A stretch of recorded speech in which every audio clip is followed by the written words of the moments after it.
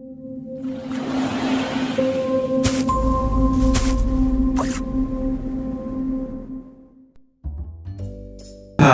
anak-anak hebat semua, kembali lagi dalam channel Tempat Belajar.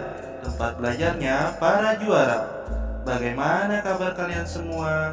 Semoga dimanapun kalian berada, kalian selalu sehat, tetap ceria, dan masih semangat belajar tentunya. Nah anak-anak hebat semua, sebelum kita lanjut ke pelajaran kita kali ini, jangan lupa di subscribe dulu ya, agar anak-anak tidak ketinggalan video-video terbaru dari channel Tempat Belajar. Anak-anak hebat semua, pada kesempatan video kita kali ini, kita akan membahas latihan soal sumatif tengah semester 2, bagian yang pertama, contoh soal pilihan ganda, mata pelajaran Bahasa Indonesia kelas 4 Kurikulum Merdeka. Nah anak-anak semua, disimak baik-baik ya video kita pada kali ini, agar anak-anak dapat memahami dan mengerti akan materi kita pada kali ini. Nah anak-anak semua, perhatikanlah paragraf berikut untuk menjawab soal nomor 1 sampai dengan 3. Damar berjalan sedikit tergesa. Damar tidak mau berbasah-basah dengan rintik-rintik air hujan. Kondisi badan Damar memang kurang bersahabat, dingin dan batuk-batuk. Akhirnya sampai juga Damar di halte. Damar menyelinap di antara calon penumpang bus. Penumpang lainnya terlihat kasihan melihat kondisi Damar. Anak-anak semua, kita langsung saja ke pertanyaan yang pertama. Berikut bukan masalah yang dihadapi tokoh dalam cerita tersebut adalah. Nah anak-anak, perhatikanlah baik-baik soal berikut ini. Ingat anak-anak, yang ditanya itu yang bukan. Jadi, yang bukan masalah yang dihadapi tokoh dalam cerita tersebut adalah A. Kehujanan, B. Kedinginan, C. Tidak enak badan, D. Harus naik kereta.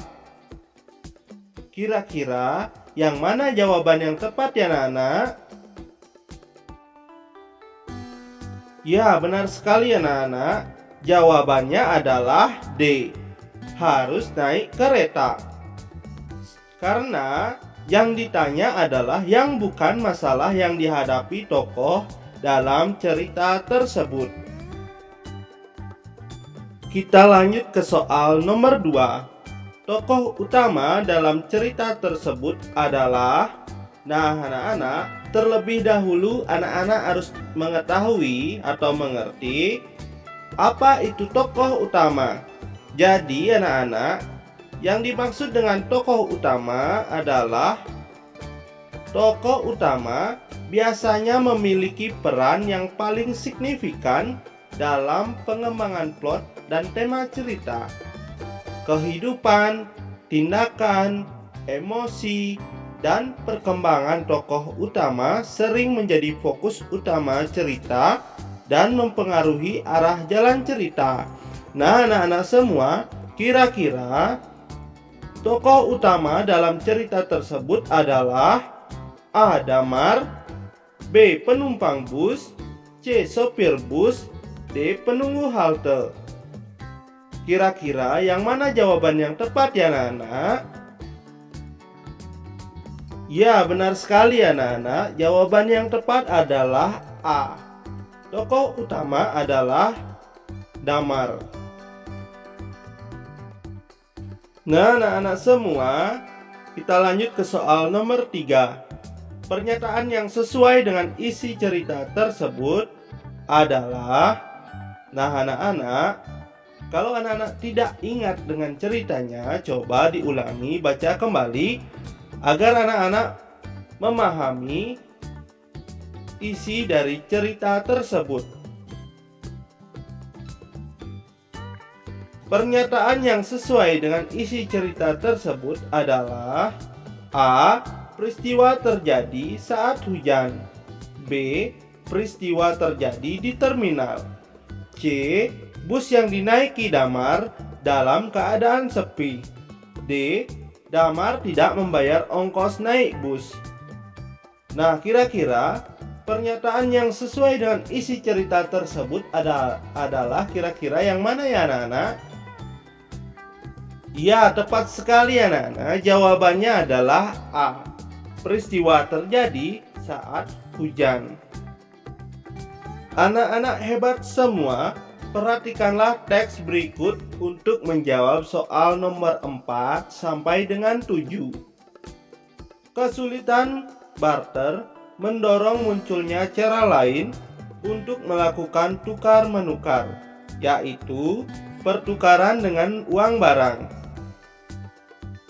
Uang barang adalah barang-barang yang disetujui sebagai uang. Bentuk dari uang barang beraneka ragam. Contohnya, pedang digunakan sebagai uang barang oleh orang Inggris. Nah, anak-anak semua, kita lanjut ke soal nomor 4. Ide pokok paragraf tersebut adalah A. Contoh uang barang. B. Pertukaran uang barang setelah barter. C. Uang barang sebagai pengganti uang. D. Pedang sebagai uang barang. Nah, anak-anak, perlu anak-anak ketahui bahwa ide pokok adalah sebuah ide yang disampaikan oleh penulis dalam sebuah pokok bahasan di dalam paragraf. Ide pokok juga memiliki nama lain, di antaranya adalah gagasan pokok, gagasan utama atau pikiran utama, dan ide pokok adalah hal yang penting di dalam suatu paragraf. Nah, jadi anak-anak, jawaban yang tepat adalah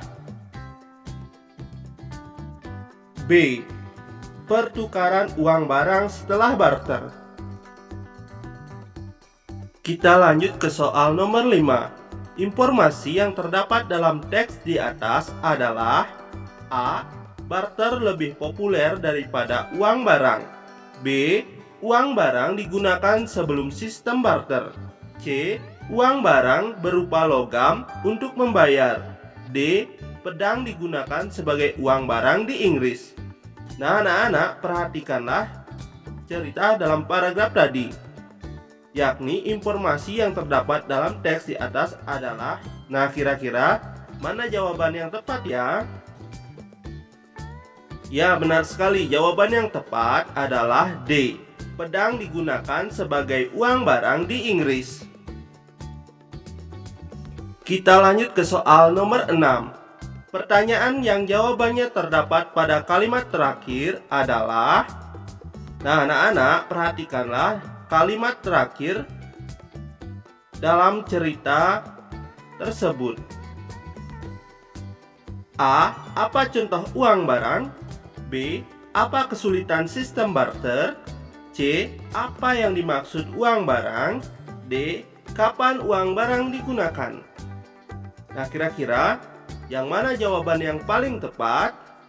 Jawaban yang tepat adalah A. Apa contoh uang barang? Kita lanjut ke soal nomor 7. Paragraf tersebut membahas tentang A. Kesulitan sistem barter. B. Pertukaran dengan uang barang. C. Bentuk uang barang. D. Cara tukar-menukar barang. Jawaban yang tepat adalah, ya, benar sekali anak-anak, jawabannya adalah B.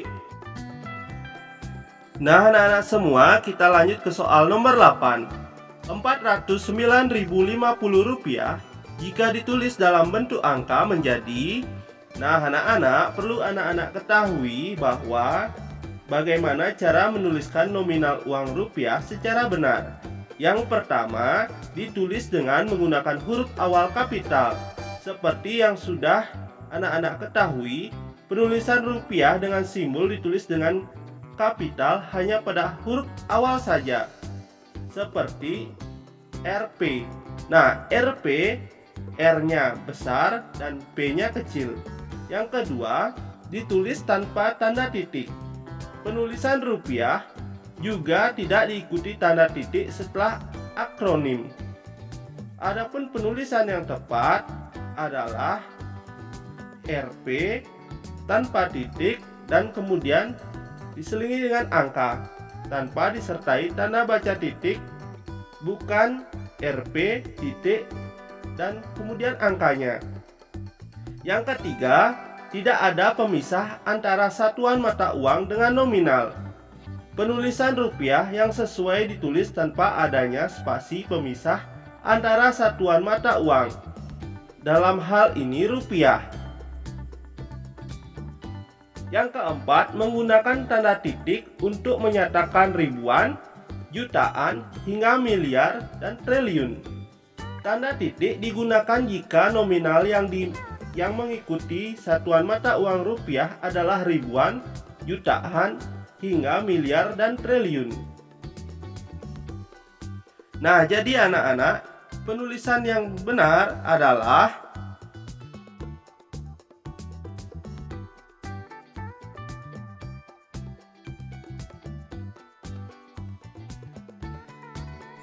jawabannya adalah D.